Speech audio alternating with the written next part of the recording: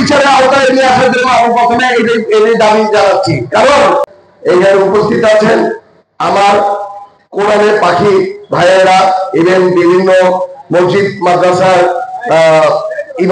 ইমাম সাহেব বলবেন, হুজুররা, সবাইকে আমার তরফ থেকে আসসালামু আলাইকুম।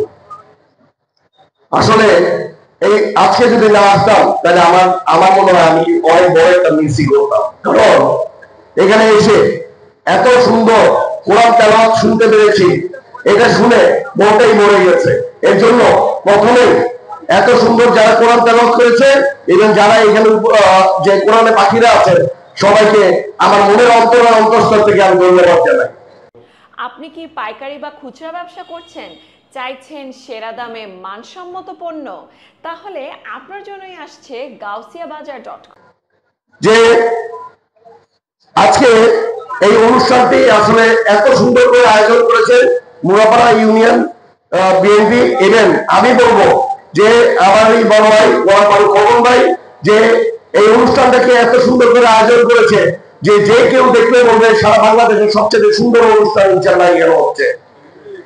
আর আমি অনুষ্ঠানটাতে কিছুটা বিঘ্ন হয়ে কিছুটা সমস্যা হয়েছে যে বৃষ্টির কারণে, আসলে আবহাওয়ার সাথে কারো কিছু করার নাই। কিন্তু অনুষ্ঠানটা আমরা কন্টিনিউ করবো আগামীকাল আবার অনুষ্ঠানটাতে আজকে যে অনুষ্ঠানটা খাওয়া দাওয়া যে অনুষ্ঠানটা ছিল এই অনুষ্ঠানটা আগামীকাল অনুষ্ঠিত হবে।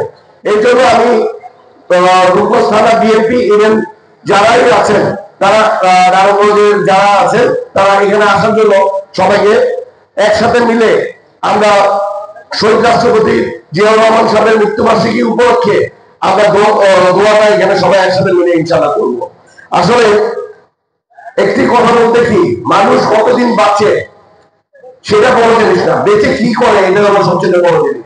শহীদ রাষ্ট্রপতি জিয়াউর রহমান সাহেব মাত্র 45 বছর বেঁচেছে। বেঁচে ওরা কি না করেছে আপনারা চিন্তা করে দেখেন। এই দেশের স্বাধীনতার জন্য প্রথম স্বাধীনতার ঘোষণাটা আমাদের রাষ্ট্রপতি জিয়াউর রহমান সাহেব দিয়েছে। আজকে ধর্মের ব্যাপারে যদি বলি, উনি যেভাবে করে স্ট্যান্ড নিয়ে ওনার প্রথম কাজ ছিল যে সংবিধানে বিসমিল্লাহ আনার জন্য, যেটা অনেক দল চেয়েছে যাতে বিসমিল্লাহ যাতে আমাদের সংবিধানে না লাগে, কিন্তু জিয়াউর রহমান সাহেবের একটি কথা যে বিসমিল্লাহ থাকবে। এবার এখনো সংবিধানের এখানে হুমায়ুন ভাই একটি কথা বলেছে, যারা হজে গিয়েছে তারা দেখেছে যে ওইখানে নিম গাছগুলি আছে। আসলে এটা দেখলে শুধু বাংলাদেশের একটি মানুষ যে আরাফাত ময়দানে নিম গাছ লাগিয়ে রেখেছে, এটা দেখলেও নিজের কাছে একটি গর্ব ফিল হয় যে উনি শুধু বাংলাদেশ না, উনি সৌদি আরব আরাফাত ময়দানেও উনি আল্লাহর মেন জায়গাটাতে উনি গাছ লাগিয়ে গেছে। যাক, আল্লাহ ওনাকে বেঁচতে বেতন করো। উনি সারা দেশের জন্য, বাংলাদেশের জন্য এবং সারা পৃথিবীর জন্য উনি যা করে গেছে সেটা অকল্পনীয়।